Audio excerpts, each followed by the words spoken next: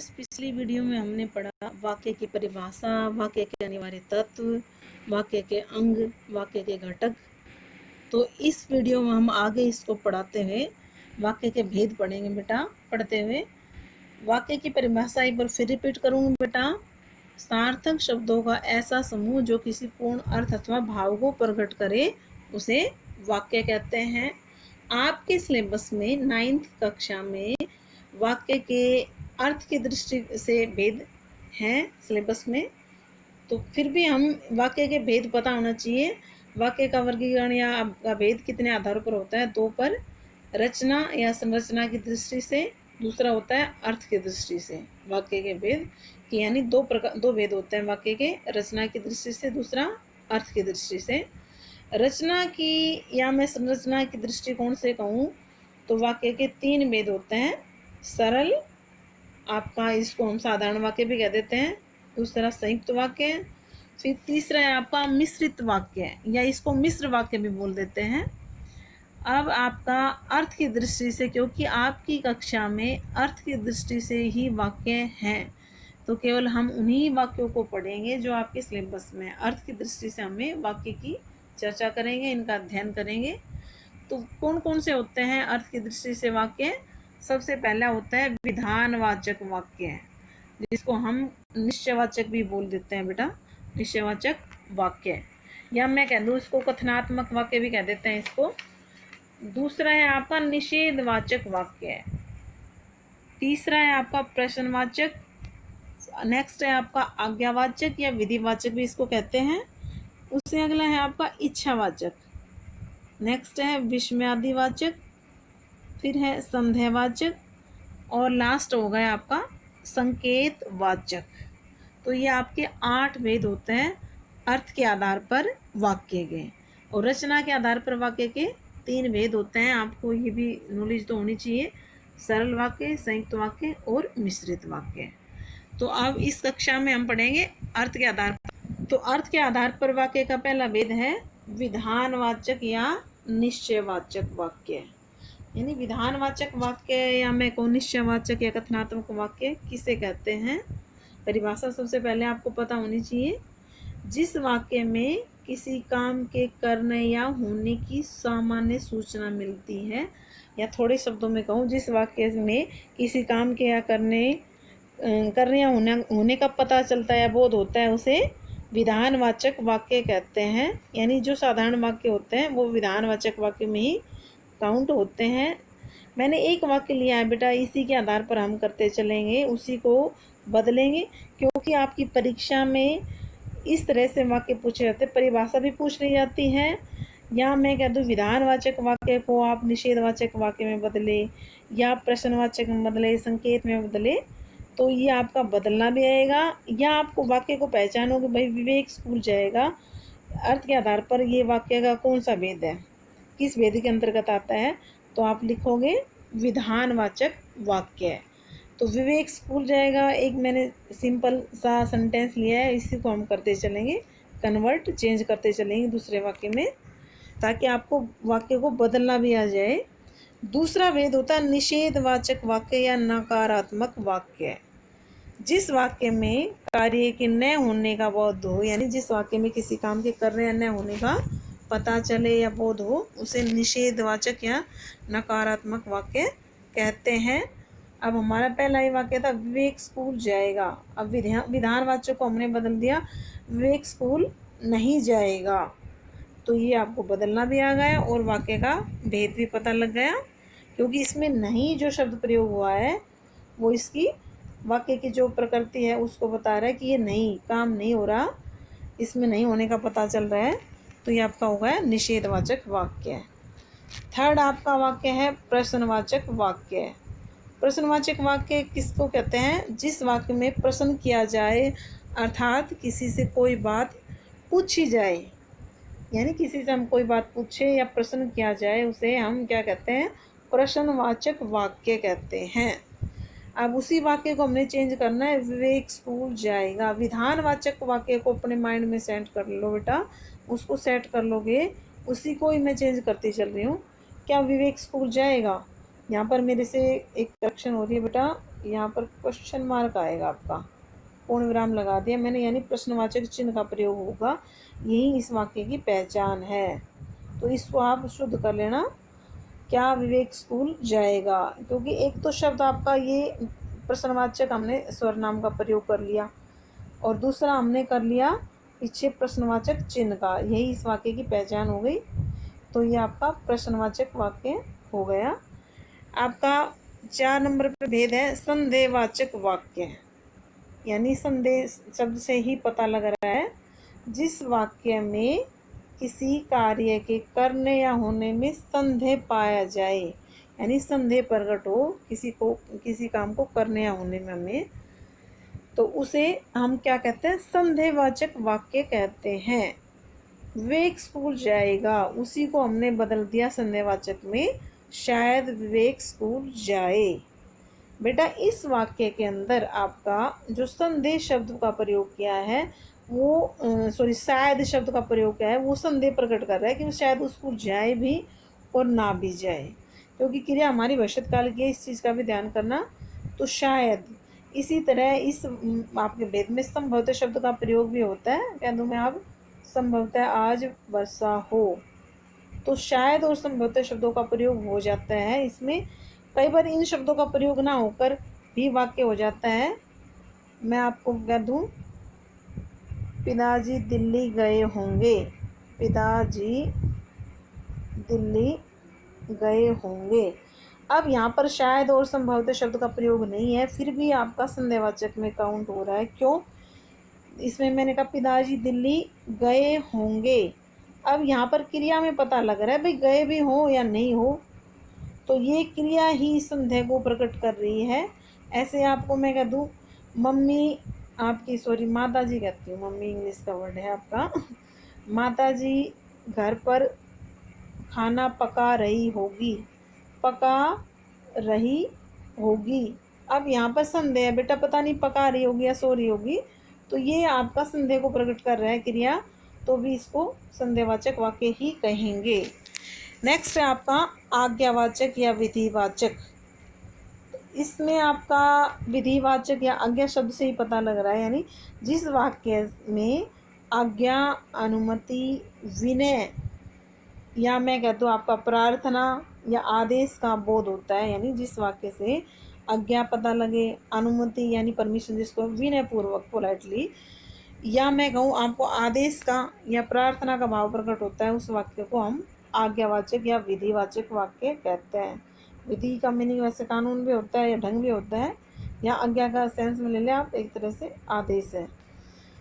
तो यहाँ पर उसी वाक्य को मैंने चेंज किया है, विवेक स्कूल जाओ, आपका विधानवाचक वाक्य था विवेक स्कूल जाएगा, उसी का आज्ञावाचक में चेंज हुआ विवेक स्कूल जाओ, यानी मैंने आदेश दे दिया, आज्ञा दे दी यहाँ पर भाई जाओ, तो ये आपका आज्ञावाचक हो गया। मैंने एक वाक्य अलग लिखा आपका यहाँ पर, कृपया कल फिर दर्शन दीजिए, या इसको भी हम कर सकते कृपया विवेक स्कूल जाइए, इसको भी चेंज कर सकते थे, पर दूसरा पकड़ा है मैंने, कृपया शब्द है यहाँ पर आपका, ये भी और आपकी क्रिया भी इसको आज्ञावाचक में दिखा रही है, विनय का भाव है, रिक्वेस्ट का भाव है, भाई कृपया कल फिर दर्शन दीजिए आप, तो ये आपका आज्ञावाचक हो गया। नेक्स्ट आपका 6 नंबर पे विस्मयादि वाचक, या जिसको कह देते हैं हम उद्गारवाचक वाक्य। उद्गार होते हैं भाव, जिस वाक्य में विस्मय, हर्ष, भय, घृणा आदि के भाव प्रकट होते हैं। भाव तो बहुत सारे हैं बेटा, हर्ष, विस्मय, ये तो मैंने 2-3 लिख दिए, घृणा हो गई आपका, आश्चर्य हो गया, शोक भी हो सकता है, तो ये आपके जो भाव हो गए ये विस्मयादिवाचक वाक्य में काउंट होते हैं। अब यहाँ पर मैंने फिर वही बेटा फर्स्ट वाक्य ले लिया, विवेक स्कूल जाएगा, उसी को, अरे विवेक स्कूल जाएगा, इसको अरे जो शब्द आया वो किसको प्रकट कर रहा है, आपका आश्चर्य को, भाई विवेक स्कूल जाएगा, तो यहाँ पर विस्मय को प्रकट किया है, आश्चर्य को प्रकट किया है, तो इसको हम कौन से उस वाक्य में रखेंगे, विस्मयादिवाचक में। या मैं कह दूँ बाप रे बाप इतना बड़ा सांप, तो यहाँ पर बाप रे बाप वो भी आश्चर्य को प्रकट करता है। या मैं कह दूँ छी छी कितना गंदा बच्चा। तो छी छी जो शब्द आ गया आपका, वो क्या कर रहा है, बता रहा है, घृणा को प्रकट कर रहा है, छी छी।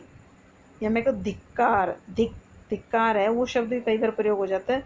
धिक्कार है, तुम इतने पैसे पे मर गए। तो वो धिक्कार जो शब्द है वो भी घृणा को भी प्रकट कर रहा है किसी के प्रति, तो उसका भी आपका एक तरह से घृणा सूचक होगा और विस्मयवाचक वाक्य में काउंट होगा।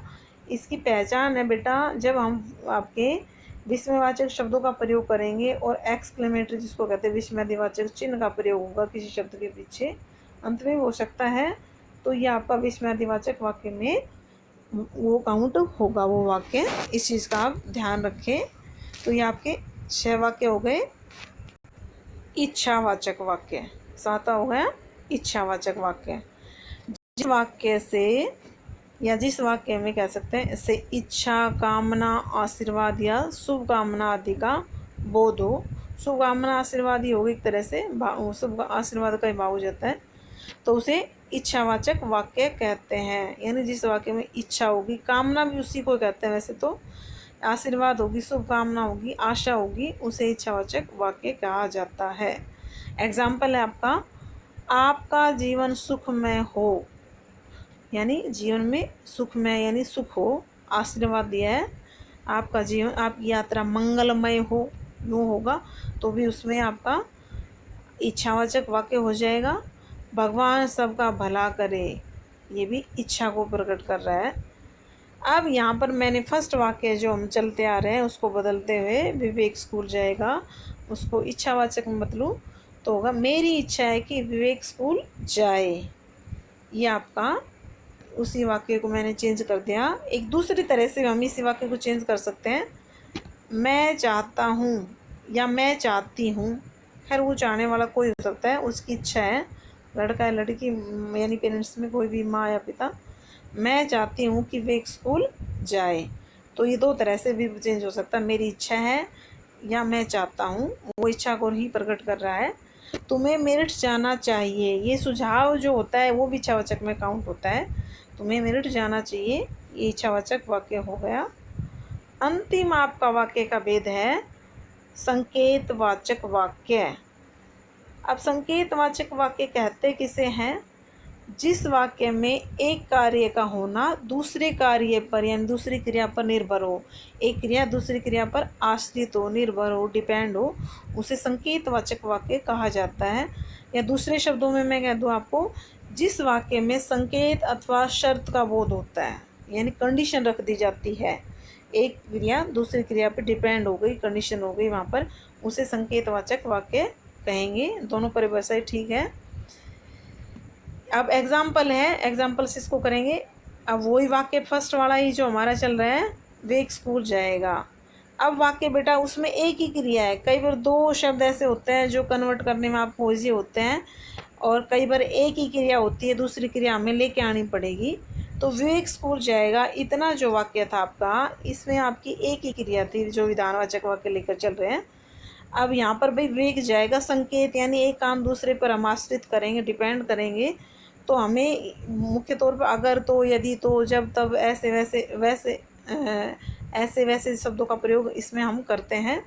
तो यहाँ पर हमने क्या समुच्चय बोधक का, यदि विवेक स्कूल जाएगा तो, यहाँ पर जोड़ रहा है कंडीशन आपका, कंजंक्शन जिसको कहते हो, अवश्य जीवन में सफल होगा, यानी वो जब स्कूल जाएगा तो ही वो सफल होगा या कामयाब होगा या कोई उसको अचीवमेंट्स होगी, कुछ भी हो सकता है। यानी स्कूल जाने से ऐसे तो नहीं हो, यदि विवेक स्कूल जाएगा तो मिठाई खाएगा, ये थोड़ा सा कम जचेगा, क्योंकि मिठाई तो हम कहते हैं यदि विवेक हलवाई के पास जाएगा तो मिठाई खाएगा, तो ठीक है, पर यहाँ स्कूल से जुड़ी ही हम कोई बात रखें तो ज़्यादा बेस्ट है, क्योंकि दूसरा कार्य ऐसा हो जो उसको जोड़े, भाई हाँ ठीक है स्कूल जाने से उसको ये होना है फ़ायदा, इस तरह का हम दूसरा उपवाक्य इसके साथ जोड़ेंगे।